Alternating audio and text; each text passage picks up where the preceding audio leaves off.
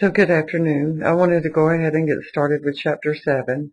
This is being able to detect the intrusion.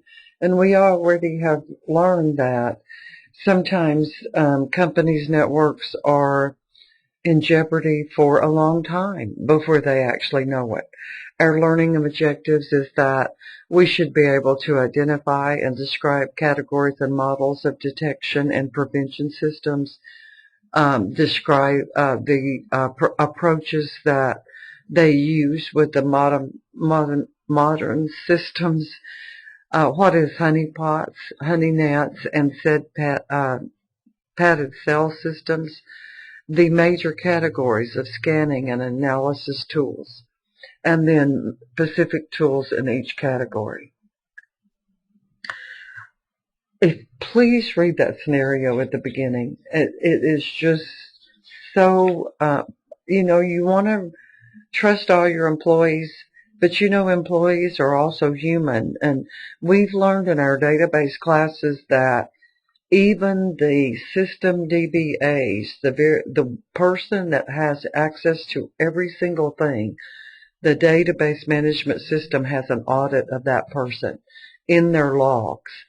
So the scenario is that this company hired a guy apparently for a contract work, and then they were going to let him go before that contract ended, and it made him mad. There's several key words in that scenario before you actually get to the material in the chapter. One of those things is footprinting. It says that is a diagram of a network. And I think companies do keep diagrams of the network. The other one is what an extranet is. And we've talked about that before, but just to remind us, the internet is public to everyone. The intranet is private, just like we have a private network here at Sneed. And then the extranet is a private network that uses internet technologies, the browsers and all that, to securely share part of the business informations or operations with suppliers, vendors, partners, whoever the company may do business with. The extranet is a part of the intranet, and there's the source that I just wanted to look up real quick to paste in the definition of an extranet. Then in this, it says that this guy started pinging the known IP addresses that he had. And I know you learned this in the Intro to Networking class, but you can ping yourself. 127.0.0.1 is not your IP address, but it's called a loopback address. It would ping your computer no matter what your IP address is. And what's neat about that is if you haven't had a networking class, it shows you that there was 4 packets sent, 4 received, none were lost. Now, if you don't know what your IP address is at home, you can do an IP config. All right. And what that shows you is what your IP address is. This is the version 6.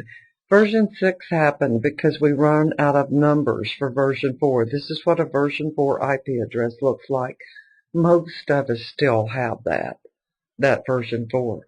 The version 6 is in hexadecimal, the way it's given to you.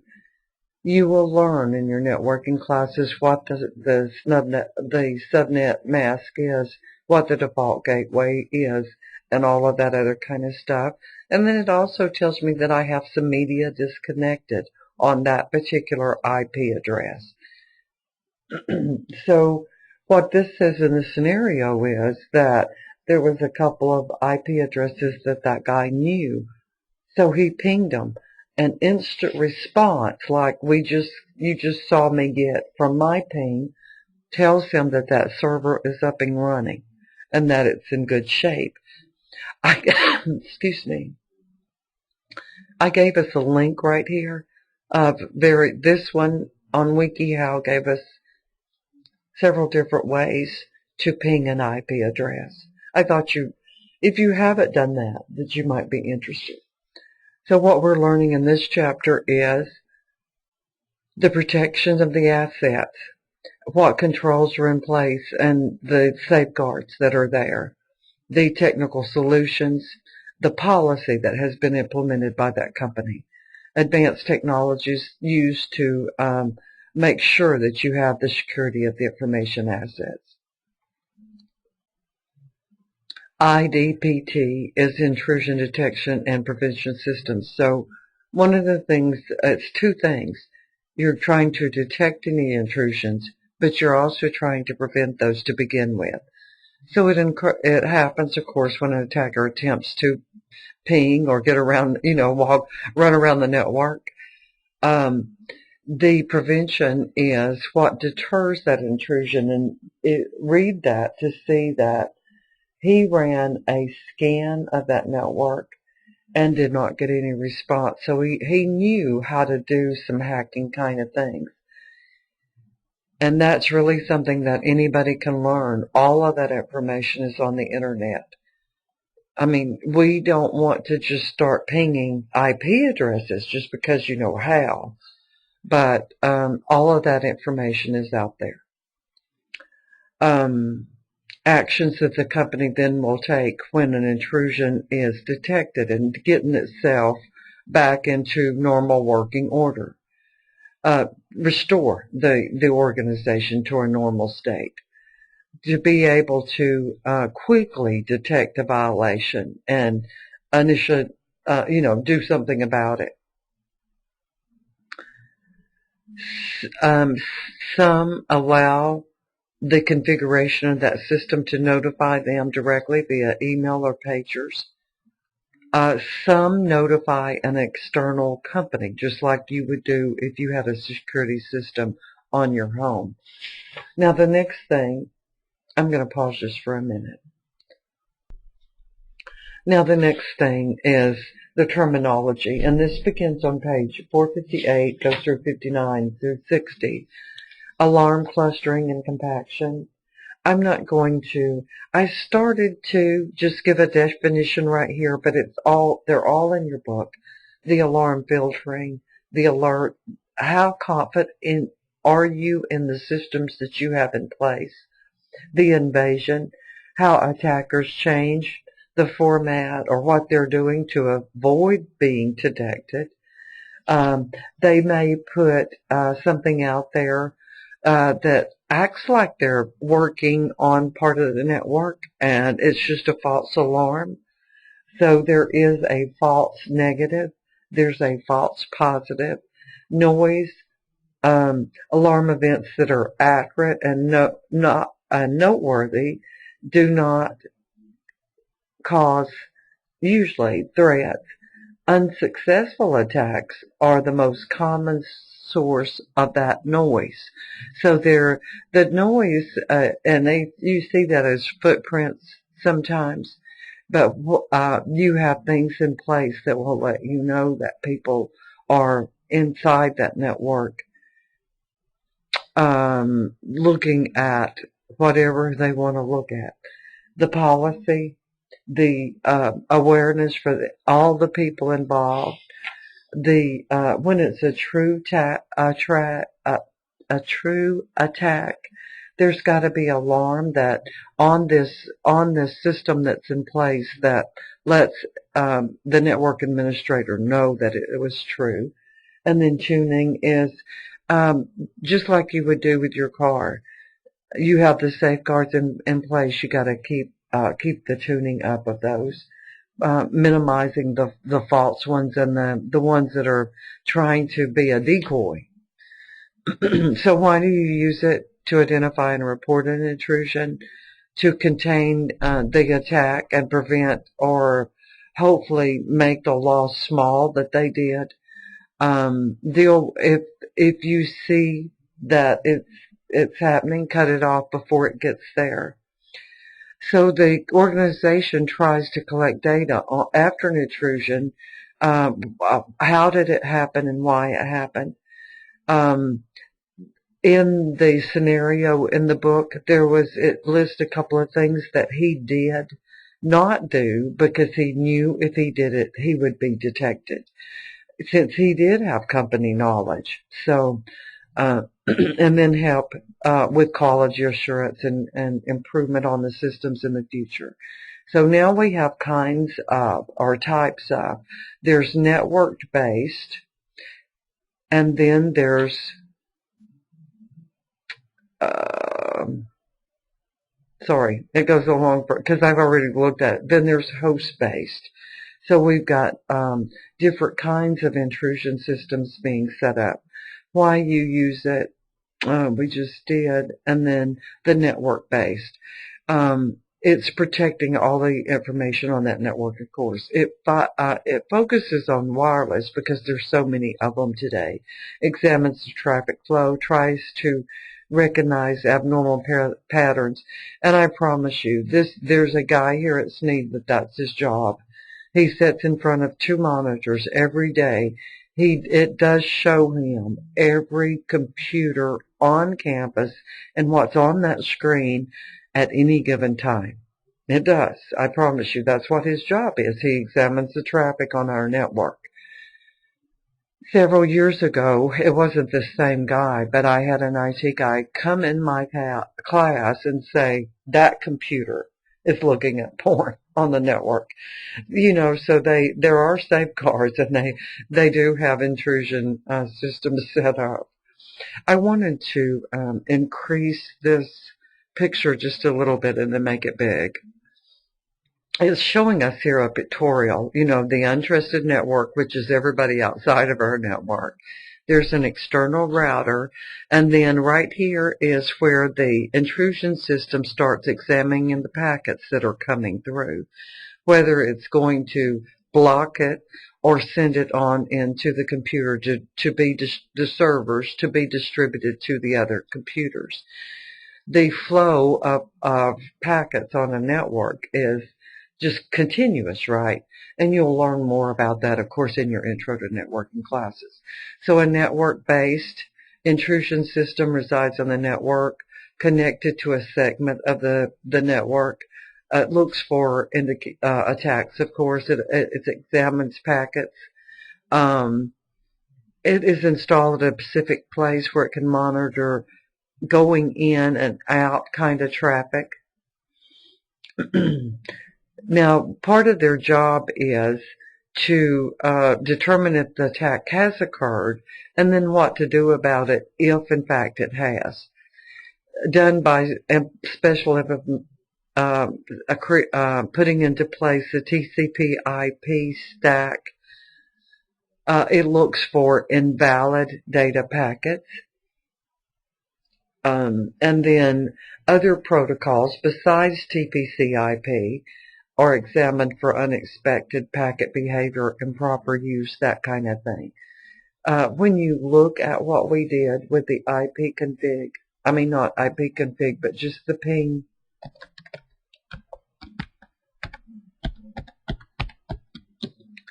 then I just looking at that, if there was an abnormal return on a ping, if it's losing or whatever.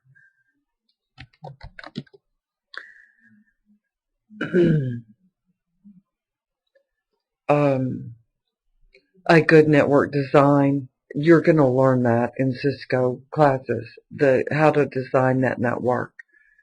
Cisco's enhanced a lot over the years since I first became acquainted with it, but I'm pretty sure it's still, their labs allow you to set up a network on a virtual machine, and so that you can see that packet flow on the network. Advantages that they can monitor a large network with just a few devices is that it doesn't disturb the normal work of that company, and that we hope that they're not susceptible by people that are trying to attack, that they do not know that we have those systems in place. Then the disadvantages, there can be a lot of network volume, and honestly, in a small company, there's still a lot of network volume. It requires access to all the traffic to be monitored. It cannot analyze encrypted packages, and that's the difference between the network kind and the host kind, and we'll see that in just a few minutes. Cannot tell if that attack was successful or not. Some forms of the attack are not easily detected, especially if they are a fragmented packet, that says. And that, okay. Then there's a wireless system associated with the sensor range, the access points, the wireless switch locations, and you'll see that in a lot of classes actually, because wireless does go through a lot of communication channels, that it can, like your cell phone when you're traveling. It picks up goes out of one location, switch location into another, and keeps your call going right the whole time. Being able to identify the problems with the flow of traffic, being able to quickly, there's common events that the intrusion would do in a denial of service or worms or, any of that kind of stuff. So those known things is what it kind of looks for. Okay, excuse me. And then the host space resides on a particular computer or server and monitors the activity only on that system. It monitors the key system files, detects when the intruder creates or modifies or deletes any of those files. It has advantages over the network system because it can access encrypted information going along on the network. It works on a configuration and change management. Now, advantages: it can detect local events on host systems, can detect attacks that may not be detected with a network-based system, functions where encrypted traffic is will be decrypted and is available for processing. Not affected by switched network protocols, can detect inconsistency in how applications and system programs are used by examining the records stored in audit logs. Now, there's log files for lots of different softwares where you may not even know, the user may not even know that data's been wrote to a log file, but they exist. They're embedded into the Windows operating system. Disadvantage: it has more things to consider. It's vulnerable both to attacks and direct attacks and attacks against the host operating system. It doesn't detect some of the things, multi-host scanning or non-host network devices. It is susceptible to denial of service, can use a lot amount of disk, a lot of storage space, can hurt the performance on a host system. You see it, I see it. Now, I've got a lot of RAM on my computer and I've got a fast processor, but I get so many things open when I'm doing things that I slow myself down. So the performance on a network, though, is important, because you may have lots of servers connected together and lots of users on that system. I keep relating it back to database because that's what I know. But if you run code against a large database that might have millions of billions of records, of course that's going to eat up the resources on that system. So that kind of thing has to be coordinated. The disadvantages: more management. We just did that, right? I moved and I didn't mean to.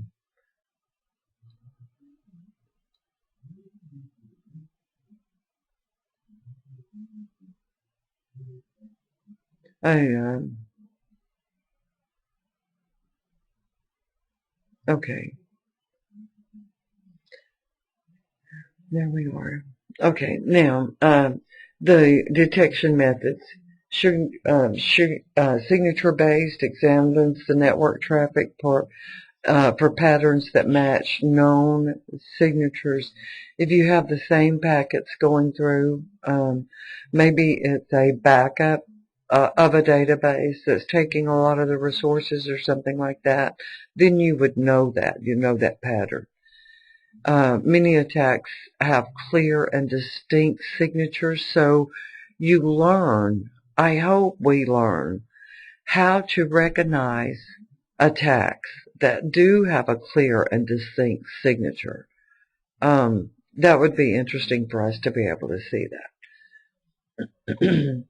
A slow method, one that is pre-planned with multiple events might escape detection. Then abnormally. This word means that it is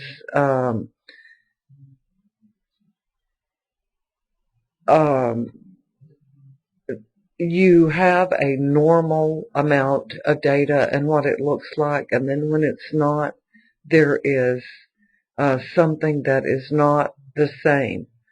So they collect statistical summaries by observing the traffic. So as they may look at the traffic on a network for a given period of time and say, this is normal traffic. They set a baseline for that, and then when something is out of that range, it becomes abnormal. The intrusion system can detect then, it knows old kinds of things that they did, and it can detect new kinds of things that it did. Sorry, I'm just tired by the time Thursday gets here. It requires more overhead and processing, and sometimes it returns an attack when it really was not an attack. Stateful protocol analysis, SPA, the process of comparing known or normal protocols against the traffic. It stores relevant data to better detect.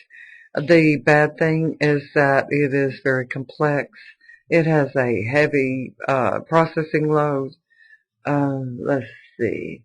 So state protocol analysis, the state of the system that it's in. I wanted to look. I want you, when you listen to this, is take a look at page 365 that's showing you this organization and all the various IP addresses, and then who it's going to, and the event signature is there so that you can see. I wish they had put a picture of that in this PowerPoint. You can see the time that it occurred, and it gives you a description there or an event signature of the thing. It is very light, and even having, so there's a TCP window close that it captured. So there's lots of things. Take a look at that signature as you read through the chapter.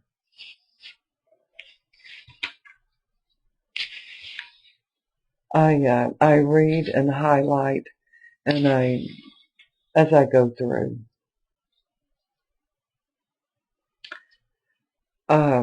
There is in the book, and I didn't find it in the PowerPoint, there's something called, there it is. I was looking here and here, but it's actually here. The log file monitors. There are log files that keep track of security and things like that. There's log files that are generated with lots of different kinds of software, database software and other software, that would be able, the patterns would be able to show that an attack was going on. It requires resources. Let's take a look. A lot of times on our machines, they don't let us have access to those log files, but we should be able to see some. Do you see? There's log files. There's all kinds of files that a computer can use to do a particular thing. The notepad, right, can create log extensions. It can create the DAT extensions. So they're just plain text files is what they are. But most applications and operating systems run using those log files. So the response depends on the configuration and the function. They can be passive or active. Active is collecting additional information about it. Passive is sounding off the alarms and then collecting data kind of after the fact. Then they can generate reports on that. Trying to prevent the intrusion from happening to begin with. You know, if you know they're there, you have the systems in place like this guy in the scenario that doesn't let him get through holes that he thought might be there. So the policy considerations: what are the system's environment? What are your goals and objectives? What do you have existing right now? And then there may be requirements from outside the organization. You know, do you have a governing body? Are you part of a larger organization that already has some of those kind of things in place? Now, if you will look, there's a list on page 374 that shows you some of the responses a system can be configured to do, and that there is a audible visible alarm. There is an SNMP trap. That is a simple network management protocol that contains trap functions that would allow a device to send a message indicating that something has happened. Email messages, page or phone messages, log entries, packet dumps. Then this is showing you that the things that your system does and then what to take the kind of action against it. So that goes on for a couple of pages. Set up the intrusion package, then reconfigure your firewall maybe, block all the traffic from the suspected attacker. Yeah, I'm getting calls again on my phone. Do you remember me telling you about that? That my phone was hacked? The first set of calls come from Washington State. These set of phone calls are coming from Florida. And no, I haven't went and got a new number. I've had this number for 10, 12 years. That just means everybody in my list would have to have a new one. Sorry. But what are you going to do when an intrusion happens? You got to react, and that's what I need to do. So block all that traffic.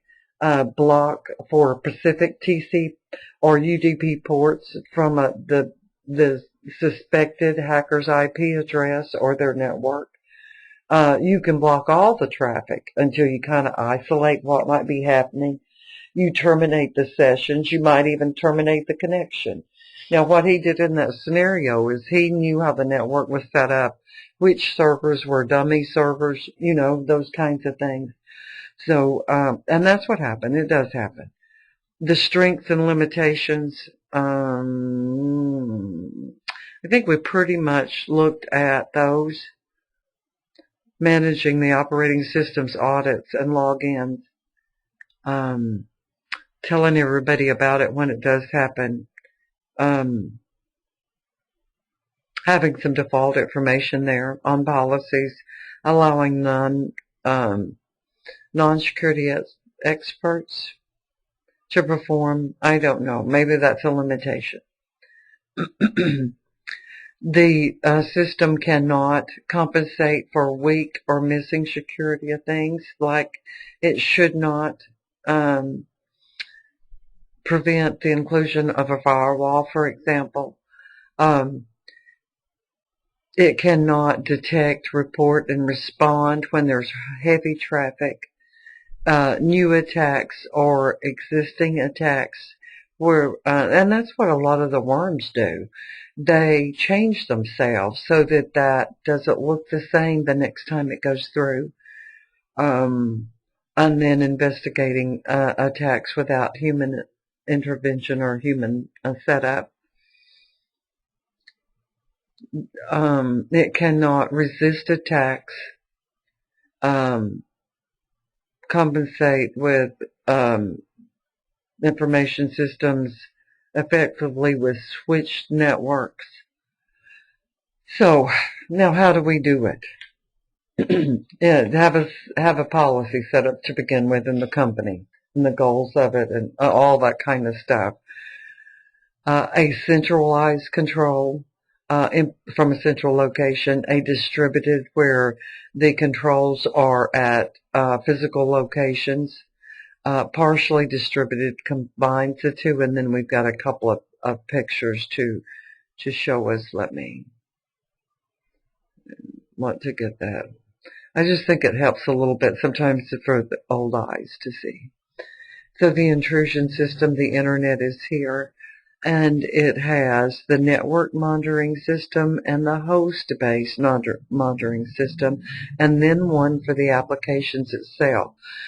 It's kind of a layered approach, and that's what we're looking at in database management, that there's safeguards at different layers of, like the firewall coming into the network to begin with, and there's an intrusion system then on particular machines, and that's what it's showing you, that different segments of that network has the locks in place there, and then the host base monitoring for it, the applications that the users are using, and then a distributed. The other one was a centralized, right, the centralized system. This one is the distributed system, where it looks similar, but do you see that there's a break between that segment and a break between that segment? You've got the host on one and the network on one, and then the host and the network on the other. And then partially distributed, and that gets a mean looking graph going on there, where there's a network one and then the host and also the application. You've got the internet to consider. How do you decide where and how you're going to do it? What's the what needs to be protected? Is it a network or a host, or you're going to use a combination of those two types? Our security agency tells us that there's 4 locations for the network behind each external firewall in the demilitarized zone, and then outside an external firewall, on the major network backbones, and then on critical subnets, where so you've got, actually you do have that layered approach. So you're looking at the internet. There's a segment or a subnet, and here's one too, showing you that it is behind the firewall. It's coming in behind that firewall, and then behind the firewall on each of the subnets. It can take a lot of time, a lot of brain busting. Look at the most critical of the systems first. And we've talked about that. Any given organization may have a host of different servers that they use, and that's what it's talking about. what are the most important servers and how to protect them. There's let's see, looking at this too. A lot of information. Those pictures are on 384 and 385 in your book. 388. So there's, I was looking for the actual matrix that shows the threshold and then possible the list, the alert settings at 100 bytes per second. The system was able to detect 97% of direct attacks. Okay. Enable the administrator to record and retransmit packets from real viruses or word scams, record and retransmits from a real virus with an incomplete TCP session. So that's a test. It should be a realistic. Now, let's see. When you look, there is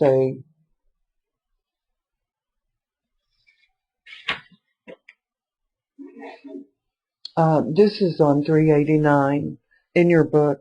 There's a threshold, there's a black list and a white list. There's the alert settings, and then the viewing and editing of those. So all of it's code, all of it's programming code.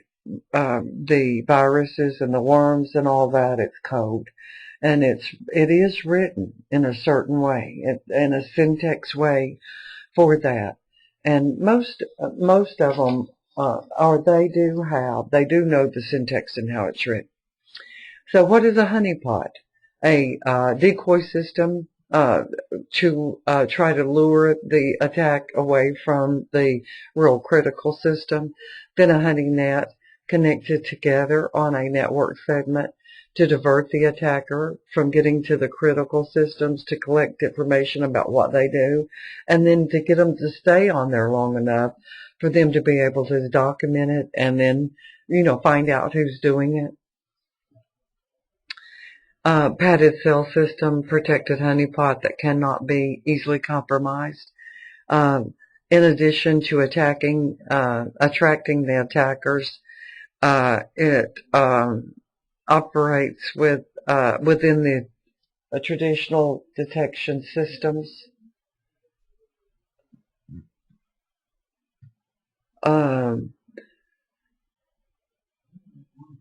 Transfers them to another area, so they are in effect in jail. The advantages that I'm pausing because there's things going on in our building. Attacks are diverted to attackers they can't damage. The administrators have time to decide how to respond. They can be easily monitored. And then the honeypots may be effective in catching insiders who's actually snooping around the network, and that's a true fact. We have those here. The disadvantages may be the legal aspects. We might not know if people could sue you for anything, I guess. The honeypots and the padded cells that have not been shown, maybe they're useful to the system. I've got to go on. An expert attacker, once they're diverted, may get mad and try it more aggressively. So the security managers need to have a lot of experience in the area, of course, and that's what we're trying to learn. Trace and tap. There is a look at something called a white glove strategic security visual in the book, showing you how one of those systems actually look and what its passing or what it's recording in different areas of that network. That's on 392. A combination of systems. There's some legal drawbacks considering enticement, and if they're breaking law, they're breaking law, right? But that's not always true. There is a tool that uses an unused IP address to pretend to be a computer and allow the attackers to make a connection and then holds that connection open. Scanning tools used to collect information with a logical set of processes, footprinting, collecting available information about a particular target. Now that term also is in that scenario right at the beginning of the chapter. There is, and I haven't seen it yet, but in the book there's a back hack, an illegal attempt to determine the source of an intrusion by tracing it and gaining access to their operating system. And that's what we see on the police shows, right? Enticement, attracting attention to the system, entrapment. They pin register. I didn't actually see that.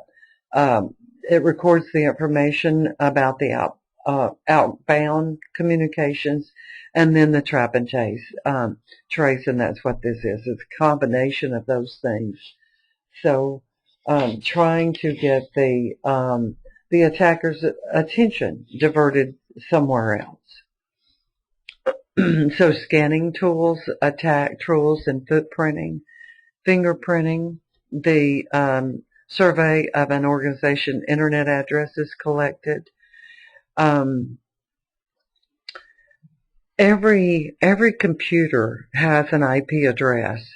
You know, it does. Every computer. But when you tap into SNEED's student network, you'll get an IP address that's just next in line.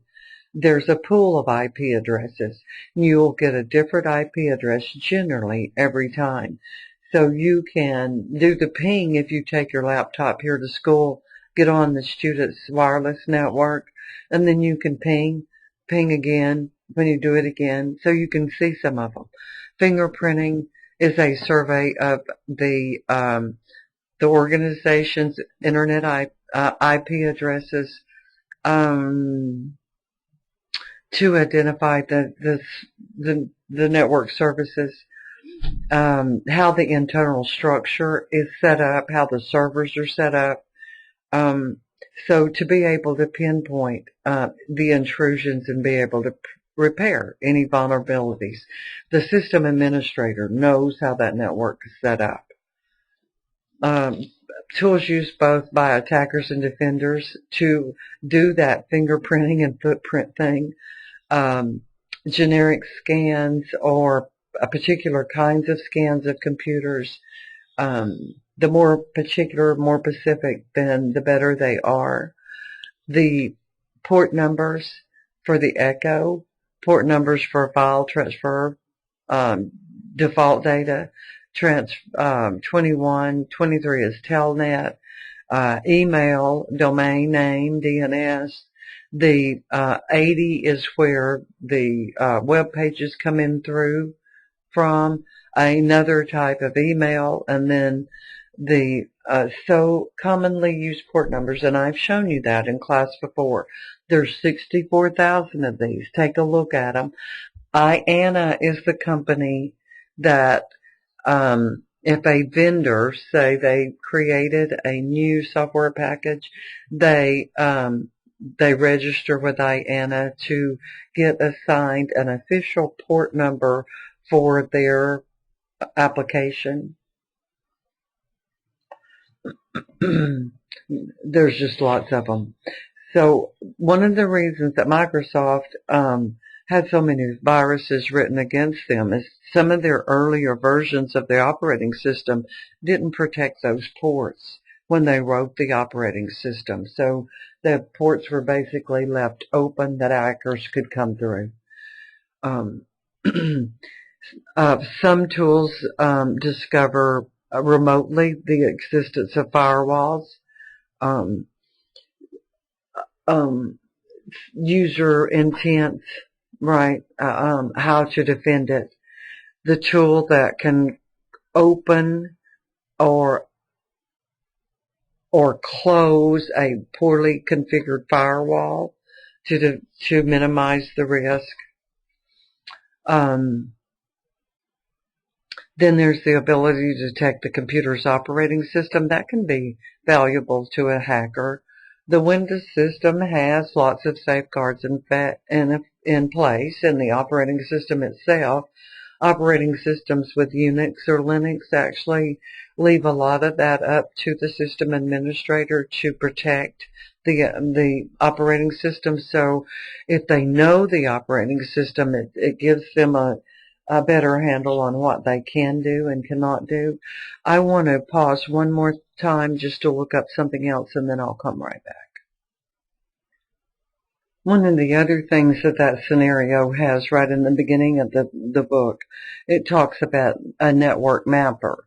It's a security scanner that used to discover hosts or services on a network.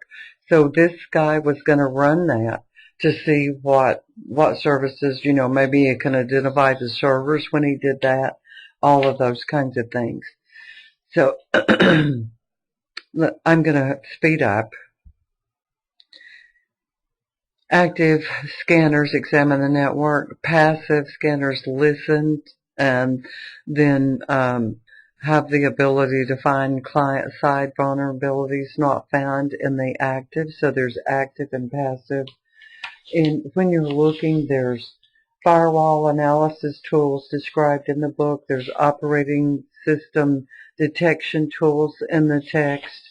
There is a couple of graphs on 402 that kind of shows you that. There is a list of commercial scanners given on page 403. Because I guess these are popular ones that are listed on that page. And then some of the passive scanners, you get a look at how it works on page 404 and 405. There is a packet sniffer that captures the copies of packets from the network and looks at them to see if anything looks out of ordinary. So someone can use that sniffer to eavesdrop on the traffic. Okay. And then wireless security tools. There's there's security in place in those wireless too. The ability to sniff the wireless traffic, scan the host. A packet sniffer is a software program, or it can be hardware that can intercept, copy, or interrupt network traffic, and it gives you a look at how that looks on page 407. And then for the wireless, there is a couple listed there. Let's look at this while we're still here. And I'm going to stop because I know the video is getting long. And that stands for security tools. I hope that's still a good. You see it's watching. So this is a good site. The book mentions it to do that network mapping security scanner. Shows you the top 125 network security tools. So be sure to take a look at that. I'm sure that hackers know a good bit of these and how they work and how maybe to disable those things or to get what they're trying to figure out is how to get around them. I hope you have a good day. This gets into Chapter 7. Your exam is still open for this second section over the weekend, so be sure not to forget that. I'm going to close the video now. Have a good rest of the day. Let me just turn this video off real quick. What did they find? They're shutting them down.